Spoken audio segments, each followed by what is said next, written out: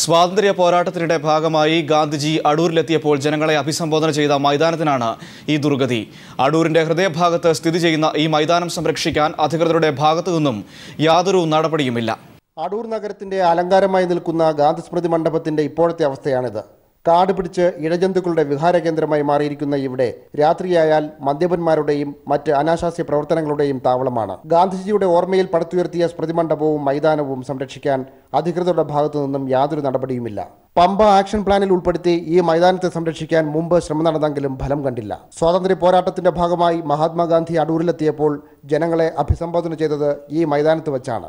ഈ മൈതാനത്തിന്റെ ഒരു പ്രത്യേകത എന്ന് പറഞ്ഞാൽ നമ്മളുടെ രാഷ്ട്രപിതാവ് മഹാത്മാഗാന്ധിജി അടൂരിലെ ജനങ്ങളെ അഭിസംബോധന ചെയ്തുകൊണ്ട് സംസാരിച്ച ഒരു വലിയ പൈതൃകം അല്ലെങ്കിൽ വലിയ ഒരു ചരിത്ര സ്മാരകം ഈ പ്രദേശവുമായി ബന്ധപ്പെട്ടും അല്ലെങ്കിൽ ഈ സ്ഥലവുമായി ബന്ധപ്പെട്ടുണ്ട്.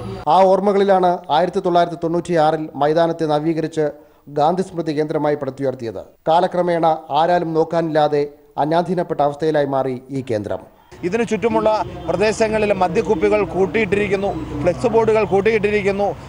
ഇതിൻ്റെ അകത്ത് പ്രവേശിക്കുവാൻ പോലും കഴിയാത്ത സാഹചര്യമാണ്. കാരണം മൂക്കിൽ കൈവച്ചുകൊണ്ട് മാത്രമേ ഇതിനകത്ത് പ്രവേശിക്കുവാൻ കഴിയൂ. ജനങ്ങളുടെ സാംസ്കാരിക പ്രവർത്തനങ്ങൾക്കും മറ്റാവശ്യങ്ങൾക്കുമായി ഈ മൈതാനത്തെ കൂടുതൽ ഫലപ്രദമായി വിനിയോഗിക്കാൻ അധികൃതർ മുൻകൈയെടുക്കണമെന്നാണ് ഇവിടുത്തെ ജനങ്ങളുടെ ആവശ്യം. ക്യാമറമാൻ ജയപ്രകാശിനൊപ്പം B G Minish Kumar, news bureau, Pathanamthitta.